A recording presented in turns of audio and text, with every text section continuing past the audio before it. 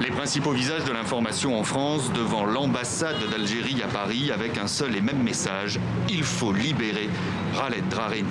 Au tout début de l'indépendance de l'Algérie, l'Algérie était dans les pays non alignés le fer de lance de la liberté, le fer de lance de ce qu'on pourrait espérer qu'elle soit maintenant, c'est-à-dire un pays dans lequel la liberté de la presse est garantie. C'est l'accusation la plus politique qui soit, puisqu'on n'articule en réalité aucune charge sur le terrain juridique.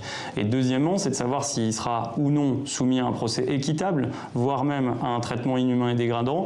1000 chaises vides sur la place Rabin à Tel Aviv, une protestation et un hommage aux 1000 morts provoqués par le Covid-19 en Israël. Ce cap symbolique a été franchi ce week-end. Dans les écoles, les protocoles de rentrée ont dû être affinés jusqu'au dernier moment. Car au Maroc, 80% des élèves auraient choisi de venir en cours.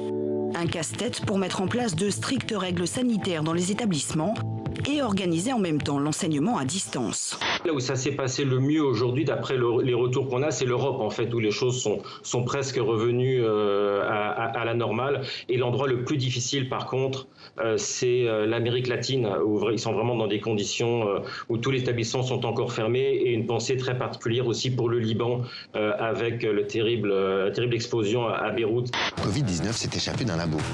Mais non, il est propagé avec les antennes 5G. Mais non, il a été fabriqué par l'homme pour en faire une arme bactériologique.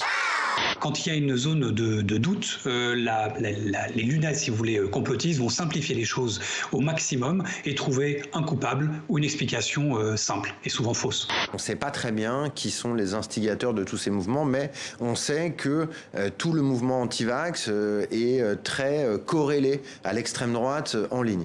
Il se trouve qu'en France, l'extrême droite a sur Internet une audience et une influence plus importante que tout un tas d'autres courants politiques. Bien sûr que c'est ça le monde d'aujourd'hui, c'est pour ça qu'il faut continuer à garder les yeux ouverts et continuer à se battre. Et même, peu importe si on se dit, si nous on n'arrive pas au but qu'on s'est fixé, on s'en fout, il faut prendre le chemin. Il y en a d'autres qui vont nous rejoindre et qui continueront le chemin quand nous on n'en pourra plus.